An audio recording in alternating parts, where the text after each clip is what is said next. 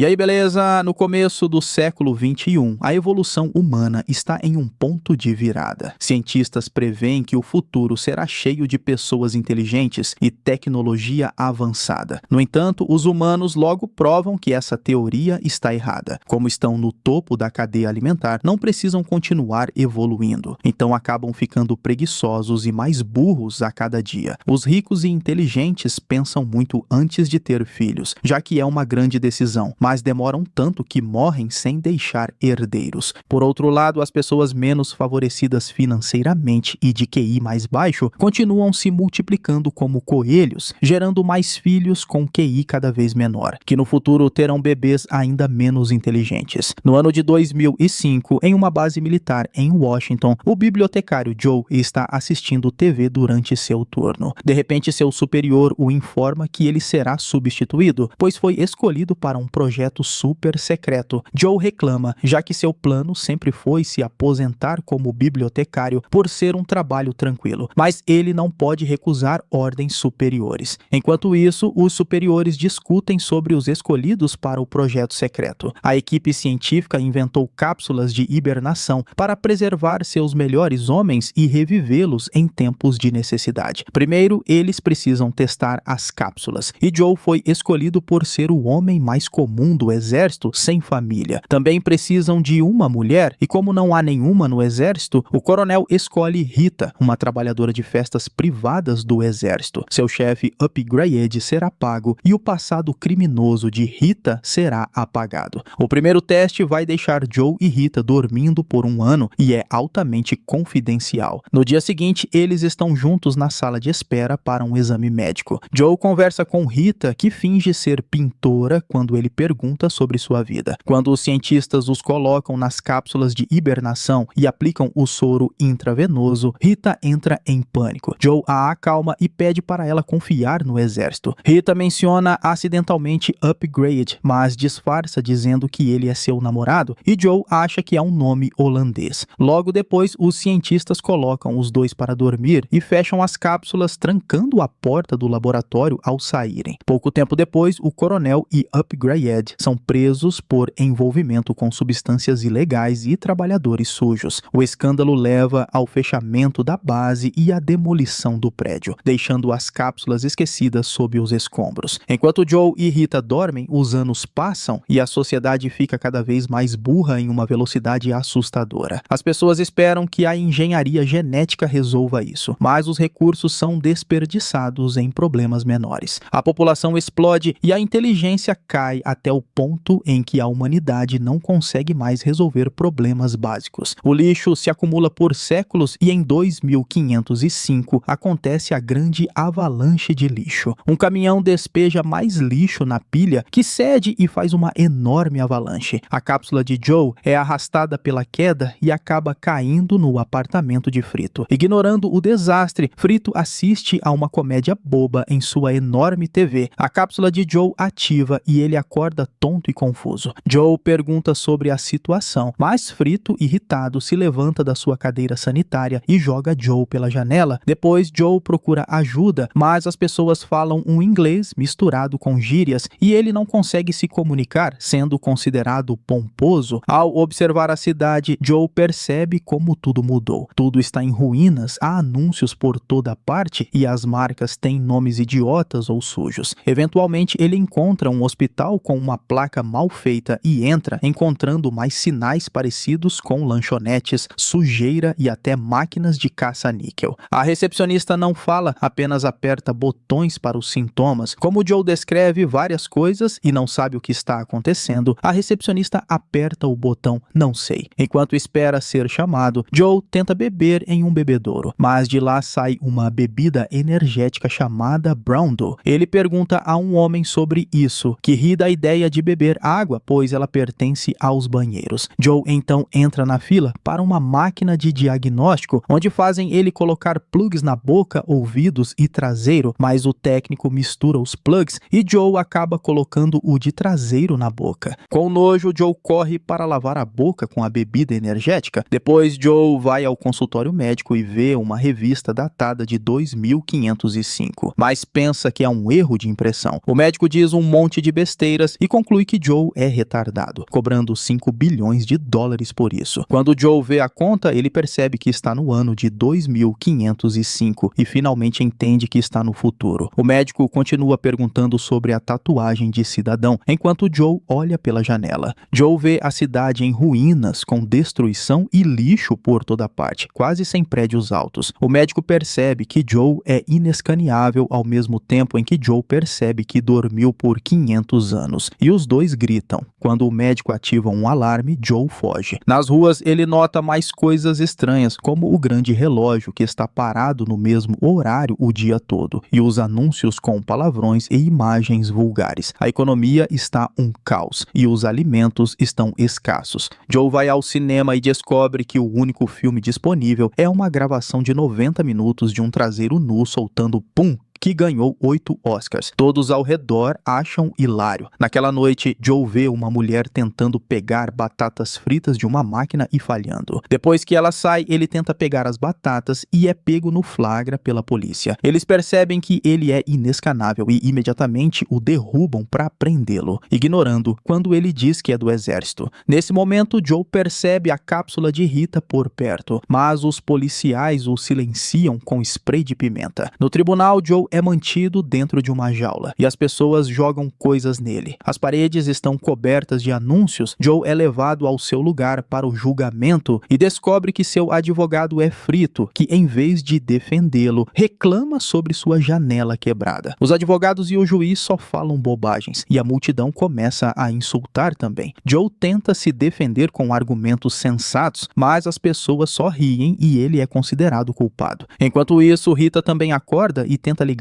para upgrade de um telefone público que custa $2.000 para usar. Um homem tenta comprar seus serviços e ela o engana, recebendo o pagamento, mas pedindo para ele esperar. Ao olhar para as notas, ela fica chocada com as palavras ridículas e o rosto estranho nelas. De manhã, Joe é levado a uma máquina para obter sua tatuagem de identificação de cidadão. Quando a inteligência artificial pergunta seu nome, Joe tenta explicar que não sabe o que está acontecendo. E a máquina entende que não sei é seu nome. Joe tenta corrigir, mas já é tarde. Ele recebe a tatuagem e o ID mostra uma foto horrível com o nome errado. Em seguida, Joe é levado para um teste de aptidão para determinar seu trabalho na prisão. O teste é mais fácil que o do primeiro ano escolar, e Joe fica frustrado ao ver as pessoas tendo dificuldade com formas simples. Depois, ele é levado para a prisão, onde vê muitas pessoas trancadas na mesma cela e guardas jogando comida como se fossem porcos. Finalmente, entendendo o quão burras as pessoas realmente são, Joe diz a um guarda que houve um erro e que deveria sair da prisão, não entrar. O guarda o envia para a recepção, onde um oficial tira suas algemas antes de verificar o sistema. Ele rapidamente percebe que Joe não deveria sair. Então Joe pede para checar os arquivos físicos. Enquanto o policial está distraído, Joe foge do prédio. As armas automáticas na porta tentam atirar nele, mas estão em péssimo estado e acabam se destruindo. À noite, Joe volta ao apartamento de Frito e pergunta se já inventaram máquinas do tempo. Frito diz que sim, mas se recusa a ajudar, até que Joe promete voltar ao passado e abrir uma conta de poupança em nome de Frito, que teria 80 bilhões de dólares. Nesse momento, a polícia começa a bater na porta de Frito, então Joe troca de roupa e foge com Frito pela janela. A dupla sai no carro de Frito e encontra Rita, agora vestida com roupas novas, ainda enganando o mesmo homem por dinheiro. Joe a puxa para dentro do carro à força e explica tudo enquanto dirigem, o que deixa Rita furiosa. Infelizmente, há scanners nas ruas que detectam a tatuagem de Joe, revelando sua localização para os policiais. Para piorar, o carro para de funcionar porque a bateria acaba. Os três saem e se escondem pouco antes de os policiais chegarem e destruírem o carro. Uma multidão se reúne em torno das explosões desnecessárias e até começam uma briga por diversão. Depois de muitas horas caminhando, o trio chega ao Costco, que agora vende todo tipo de produto, independente da categoria. Também oferece cursos escolares e Frito se formou advogado lá. Há várias redes de fast food que agora são clubes sujos com nomes engraçados. O lugar é tão grande que eles precisam pegar um transporte para chegar à seção de eletrônicos. E Rita Rita vai ao banheiro enquanto esperam. Frito começa a fazer comentários inapropriados sobre ela, e quando Joe tenta pará-lo, sua tatuagem é escaneada de novo e seu rosto aparece em todas as telas. Frito entra no ônibus para escapar enquanto os policiais cercam rapidamente Joe, o prendem e jogam mais spray de pimenta em seus olhos. Rita sai do banheiro, vê os policiais e se esconde. Momentos depois, Joe é levado à Casa Branca e conhece a equipe do presidente. Ele fica chocado ao descobrir que seu teste de QI mostra que ele é a pessoa mais inteligente do mundo, e eles querem que ele seja o secretário do interior. Joe tenta explicar que isso não faz sentido, mas é interrompido pela chegada do presidente Camacho, que agarra a cabeça de Joe, achando que ela deveria ser maior para alguém inteligente. Depois, Camacho convoca uma reunião especial e anuncia na TV nacional que seu novo secretário do interior, Senhor Não Sei, resolverá todos os problemas em uma semana porque é muito inteligente, e Joe terá perdão total se conseguir. A princípio, o público é cético, mas Camacho os convence com uma música. Depois, eles fazem um desfile com cerveja e gestos de dedo do meio. Algum tempo depois, há uma reunião de gabinete e Joe pede para Frito participar como seu advogado. Em particular, Joe pergunta a Frito onde está a máquina do tempo, mas Frito não é bom em dar direções. Joe precisa de uma distração e pede ao gabinete para levá-lo a ver as plantações mortas. Ele também pede que os guardas encontrem Rita e todos pensam que ela é sua amante. Quando chegam ao campo, Joe confirma que o solo está péssimo. Depois que Frito lhe entrega secretamente um mapa do museu com a máquina do tempo, os guardas trazem Rita. Joe finge que precisa de um tempo a sós com Rita e a leva para trás dos arbustos para abrir o mapa, que é completamente inútil. Eles não têm escolha a não ser voltar para a equipe, e quando se aproximam dos aspersores, ficam chocados ao descobrir que as plantações estão sendo regadas com bebida energética. Descobre-se que em 2330, Browndow eliminou a água porque a via como uma ameaça, e agora até vacas e bebês são alimentados com a bebida energética. Joe leva horas para convencer a equipe a trocar Browndow por água e no final vence o argumento dizendo que consegue falar com as plantas, então sabe o que elas querem. Eles passam o dia todo instalando novos aspersores de água com o apoio de Camacho. Quando a noite cai, eles recebem um quarto na Casa Branca. Rita revela que conseguiu um perdão graças a Joe e oferece compartilhar a cama, mas Joe recusa porque ainda acha que ela é pintora e namora seu gerente Upgrade.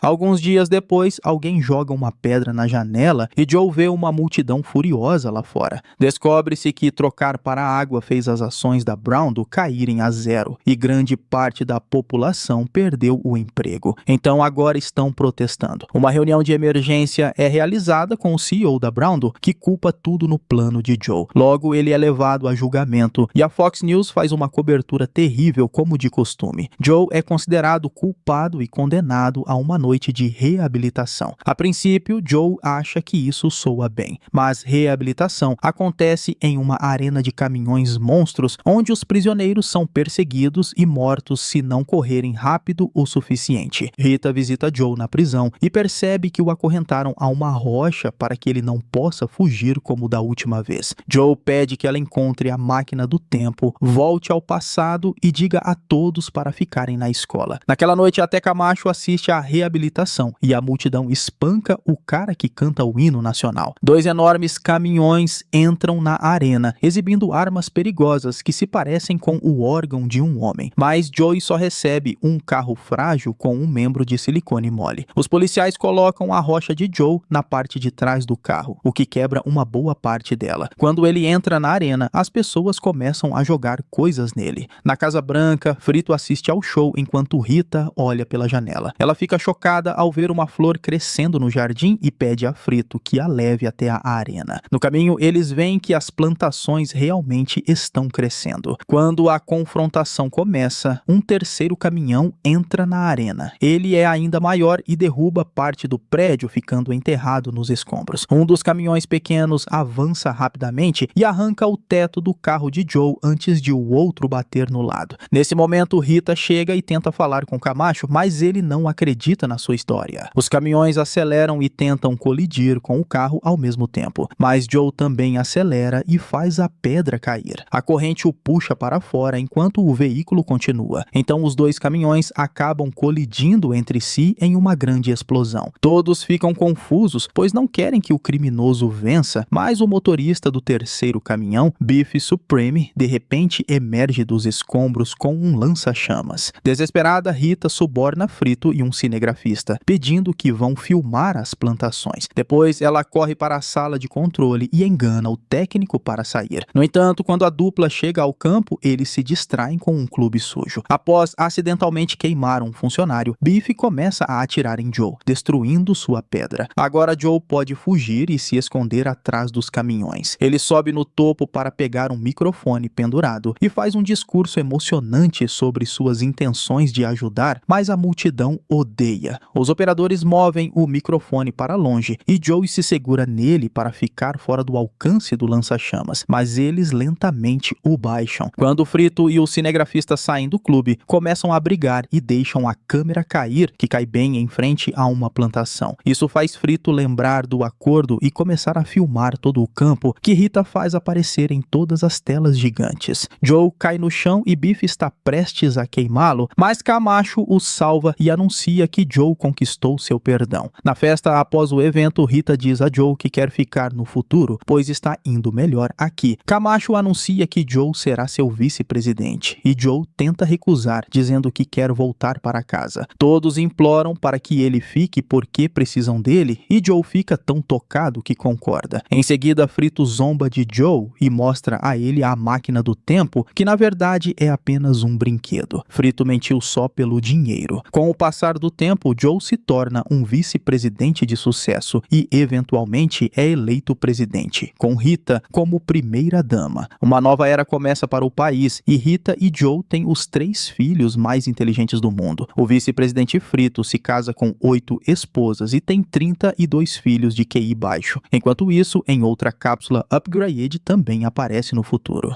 Terminando assim Idiocracia, filme de ficção científica e comédia de 2006. E eu espero você no próximo vídeo